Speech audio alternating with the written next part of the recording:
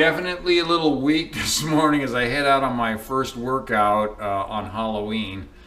You know, because I fast until I get my first workout in, and I'm definitely weak. It could be from as much as 2 days ago when I put in that big long workout and did it on like 1,700 calories, a 5.5 hour workout. But I don't know. I'll tell you, man. I don't. Even if I'm weak, whatever it is, I'm gonna get the weight down. That's the most important thing. It just doesn't.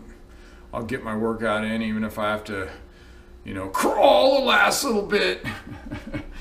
I say that jokingly, but it's true. Yeah, I'd rather suffer through a workout and get myself down really lean by the time I get out to Tuscobia and Arrowhead than I would to go in 10 pounds overweight. I'd rather come in real lean and have some of these workouts that just aren't, you know, I'm not 100% up to speed. So this one I will be grinding through this morning, and then and I'll be thinking about that I get to eat as soon as I'm done. So that'll be awesome. All right, I just finished my first mile walk. It's just a 2-mile walk, but I'll tell you, I felt like absolute crap this morning. Just very negative. I mean, you probably sensed it on the little opening, my little opening cut. Very negative, very tired, very hungry, and I dropped a 14:41 power walk, which when I start dropping under 15, that's like a big deal. That's a big deal to me. I really want to try and get in the 12s by the time I go for Tuscobia, which is like in 2 months. And to show some improvement is huge. To just, you know, to start dropping under, especially a day when I don't feel that right. A friend of mine, Bill, he's been a world champion triathlete, and a long time ago, I don't even know if he remembers this, but he told me that he always goes out and he always starts a workout to see if he's got anything in the tank, you know what I mean? To see if it's physical or is it mental that he's tired. So even if he feels like crap, he still goes out there. Like today, if I wasn't on such a mission, I could have bagged this workout like easily, because I really felt like crap. But here I am dropping in, you know, 14:41 first mile walking, and I'm like, wow. That's why you got to get out, man. You never know. You just don't know what's made, you know, you feel crappy, but like that, I guess it was just mental. I don't know. I guess it was just mental. And because, you know, I'm showing some really good, for me, that's an awesome freaking first mile. And I'll probably do similar on the way back. And anyway, just off to a good start. Now I don't have to stare at the noose anymore. Oh. All right, I just finished my power walk. Feeling pretty damn good about it. It's amazing how even just a little 2-mile workout, you know, power walking, can totally change your day. I mean, I was just like, if I didn't have stuff scheduled, and I could have easily just laid on the couch all day, and it was more mental than it was physical, because I'm out here, I'm dropping some serious wood down for walking. I mean, for me, I did this second mile, and check this out. On the left-hand side, on the bottom, 13:52. 13:52. I think one day I did some in the 12s, but that was high turnover, really high turnover, working hard, breathing hard. This is me just showing up at yoga, you know, lifting weights every day. Not every day, but 3 times a week. Getting sinewy. Having dropped, geez, I gotta be 15 pounds, 17 pounds down now. Working on my mind all the time. It's like all of the above. And, you know, it just all adds up. And pretty soon, you're freaking going to another level. And I'm like really pumped up about it that I'm that I'm dropping down here because I didn't feel great today. This wasn't a powerful day. This was just, you know, all this accumulative hard work I've been doing, just kind of adding up to a little bit of a breakthrough workout. I believe a breakthrough workout because I wasn't turning over any faster than normal. I was just going a little longer on my strides. Awesome! I want to tell you something else too. I think I definitely know I have more potential to drop these walk speeds, because when I was listening to these, you know, speed walker guys, they want their body, from what, you know, this one guy I was listening to, he wants his body straight up and down, you know, perpendicular, and then you stride way out. And I can't do that. I'm still bending over a little bit because I still got the hamstring pulling, still got the tight back, still got a little bit the tight hips. So I have to bend over still to do it. So I'm thinking once I can get straight up and down, man, look out. Vlog again, just because I'm pretty proud of this. For 28 days, 4 weeks exactly, I did 3 workouts a day, which was really disciplined for me. I mean, there were days I didn't feel that good, but I was on a mission, and I said when my coach, and I really respect her, the amazing Amanda McIntosh, and she said, well, when the workouts get too big, you're gonna have to, you know, not do 3 workouts a day. And although when I did the biggest one, the 4-hour walk run, and, you know, 18.5 miles, and then I went and did yoga, and then I did another 2-mile walk. Oh, I guess it's over here, 1 hour 2-mile walk, and actually I don't even have it on there. And but I was definitely tired yesterday when I took my, you know, I just did an hour of yoga and took a rest day, and I don't know, I'm sure that has something to do with me, this burning fast for me, 28, 30, 2-mile walk, which is what is that equal? That's like so fast. I'll have to think about it. That's like 1450. I don't know. Anyway, 14. Anyway, it's in the 14s. But so I listened to the coach. So that's why I have a coach, because I would grind myself down to nothing. I mean, not only is she smart on her workouts, but she knows about rest. Eye of the tiger. So I want to share something else with you. So one of the things I've been really studying, like, how to become a multi-millionaire. I've been a multi-millionaire, self-made multi-millionaire. Well, I want to be a multi-millionaire again because as I explained on some of my tapes, I went bankrupt in the video business and lost a $10 million chain, and really like just lost my confidence. When the whole industry went down, I went down, lost my confidence for a decade. A freaking decade. Who could lose their confidence for a decade? That's what I'd ask myself. But it was like I couldn't crawl out of this big hole I dug myself. So I just kind of worked away, worked a regular job, and kept doing these events. I knew the universe wanted me to do these events. But anyway, so I'm studying these guys on YouTube, and they're firing me all up. These guys running around in, jets and Lamborghinis. Look, I got a Lamborghini on my vision wall. My Lamborghini, I got the jet. I got Conor McGregor, who freaking throws big giant goals out there and doesn't quit. He's not intimidated by anything. So I stare at that every day. Whenever I sit on my couch, my fancy couch here that my daughter gave me, I stare at my vision wall. And what I added to my repertoire, what I wanted to tell you, was I'm reading again. When I became a self-made millionaire at 28 years old, opened my first video store with credit cards.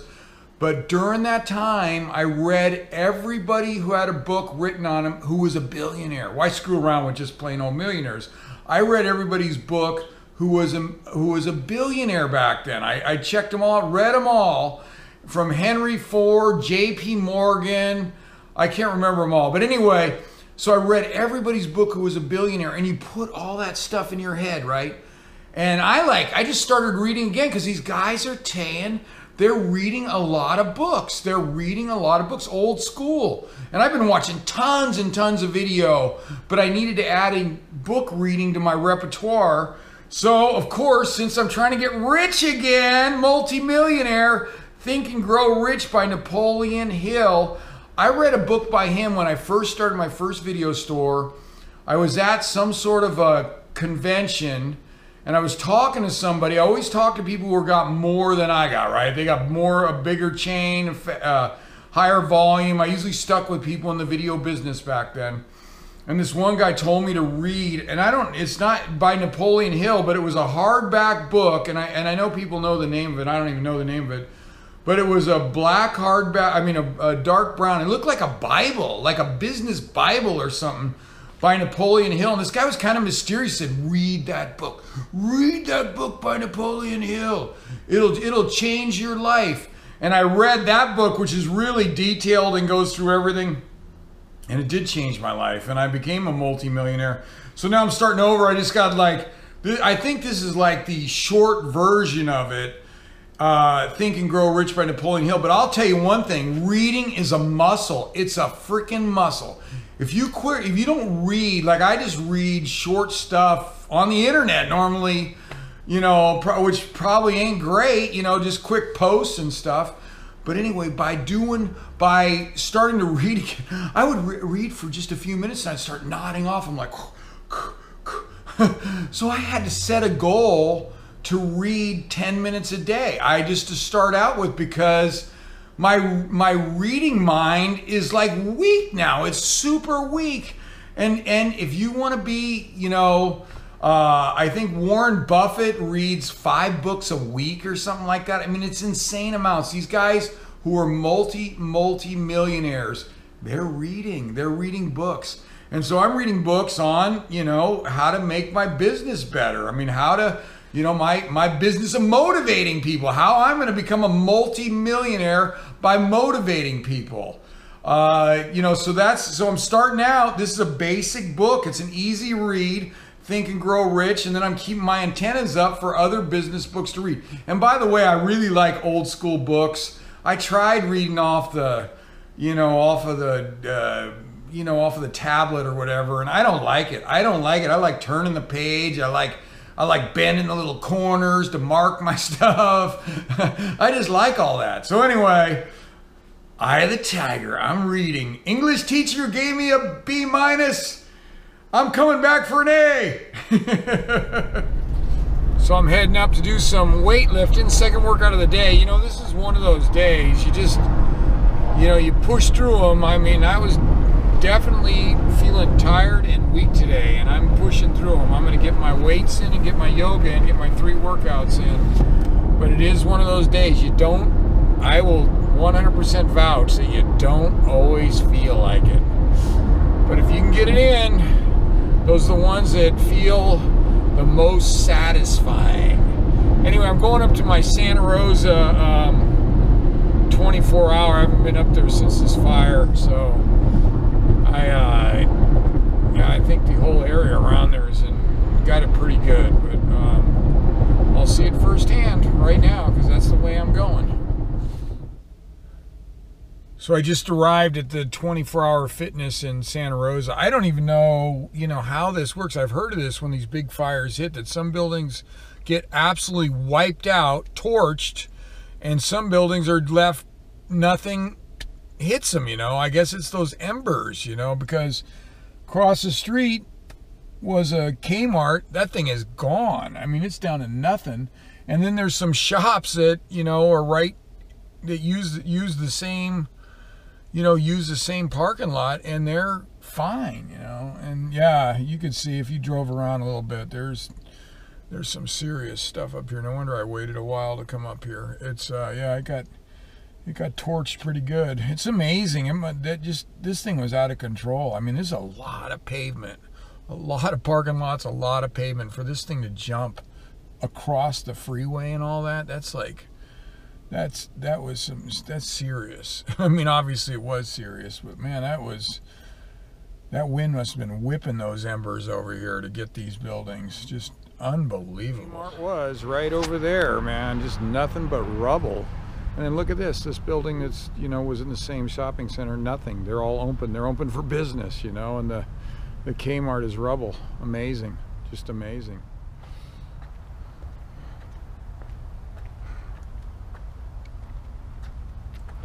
"24 Hour Fitness" looking good.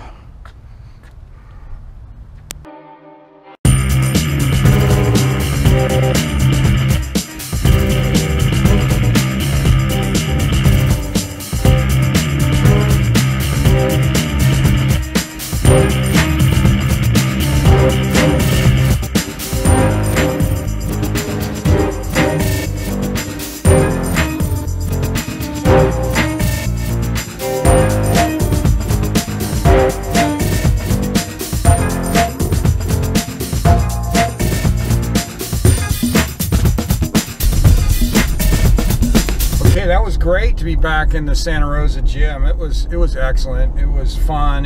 You could tell a lot of people had good energy in there. It's interesting though, they don't have the guys who talk around the machines, right? They don't have those people, because those people, they really kill my energy, the people who sit and talk on machines. But they do have a few of these guys that, the strutters. I'm not sure what a strutter does except strut. They walk back and forth across the gym, and I try to see if they're actually lifting weights, and I never actually see it. I just see them strutting. I go, they must be working out somewhere because they look in great shape. But they do a lot of strutting. It's got to be for the girls. I don't blame them. I'd strut for the girls too. And but anyway, I saw one guy in there tonight. I guess I'm getting a little sentimental coming back to this gym since I've been out of here for 2 or 3 weeks. And I saw one guy in there always works hard. I mean, he doesn't strut. He goes with a purpose from machine to machine, or not even machines. He's more of a free weight type guy, more serious. And I pulled him aside and I said, "Hey, I just want to compliment you, man. You really work hard." And you know, we should all do that more in life, because that guy got a huge smile on his face. He probably thought nobody ever notices, but I freaking noticed. I noticed the guys who work hard, and I noticed the people who strut. Who I'm not sure. I tried to follow one of those strutters. I go, "Where's he going?" And then he struts back again. I never did see where he goes because it's a big gym. Anyway, don't be a strutter, man. Be a hard worker. Yeah, eye of the tiger. That's what I told the guy. I said, "Eye of the tiger." All right, getting a Halloween. It is Halloween, I wanted to tell you guys. I'm getting in a Halloween yoga. Halloween yoga. Pumped up about my Halloween yoga. Yeah, anyway, it'll be fun. I come so much to yoga now that it's back up here in Santa Rosa too, so I go to the one location, Yoga One, and the owner just simply, when he sees me, he said, when I'm leaving, he always goes, "See you tomorrow, Bill." That means I'm a regular. I'm like on Cheers. I'm Cheers of yoga. All right, I just finished my yoga class. I love this yoga, especially this class tonight's really good for me, because the instructor Dylan told me, like, he talks a lot about the breathing, which is what I need for I need that on the mountain. You know, he talks about how to relax and breathe, and how you breathe. You know, we're not in the habit of breathing deep. We keep getting shallower and shallower, and you bend over more and you breathe shallower, and bend over more and breathe shallower, and you need to open up. I'm getting deep on you guys, but you need to open up, and you got to practice breathing deeper. And when you breathe deep, that keeps the fight or flight away. That's why, like on the mountain, I got to be able, when it gets steep and icy and stressful, I got to be able to take deep breaths. That's what I got to do. I see the parking lot guys like eyeballing me, like, "Who's this guy talking into a stick?" I already had the cops called on me because they thought I had a golf club in a creek. It's a tough life. Talking into a GoPro. Anyway, that was freaking fun. I really like this. I like this training that I'm doing. I like the balance of it all. It's awesome. All right, eye of the tiger. Gotta go get my dog and then I'm going to bed. All right. Tuesday. Where am I here? Tuesday, the 31st, Halloween. I didn't get dressed up. I was at yoga. I don't think these apartment complexes is a big turnout, but anyway, I was probably a party pooper. And Furley was here and probably didn't answer the door either. I don't know what he was thinking. He should have been grabbing the door. Anyway, here's the count. Obviously, I did not have any Halloween candy because I'm at 1,602 calories. My goal, what I have to be under, as I remind everybody, is under 1,800 to get the big X, so I was 200 under that. And I figured out something though. I have a dinner date Thursday night. I can't exactly I can't fast on Thursday to hit my weight. To hit my weight on my 194 weight on the 3rd. I've been to a dinner before and fasted, and it doesn't go over big. It doesn't go over big when the people are eating. They don't like it. So I will not be on this dinner date and fast. That would be a big no-no. So what I'm going to do, because I make my own rules, is now I'm moving my 194 up. I got to hit it here. I got to hit it on this. I got to hit it on Thursday morning. 194, I got to hit it here. So I'm going to fast tomorrow. You know what? I like to psych up for those fasts. And I'm not psyched up, but I will be because I'm just going to do it anyway. You've seen me that one time when I was like, I'm not fasting, I'm starving today. That was a bad day, the starving day. Tomorrow, baby, is another starving day, but you know what? Whatever it takes, I'm on the whatever it takes diet. All right, everybody have a good night. Eye of the tiger. See you tomorrow.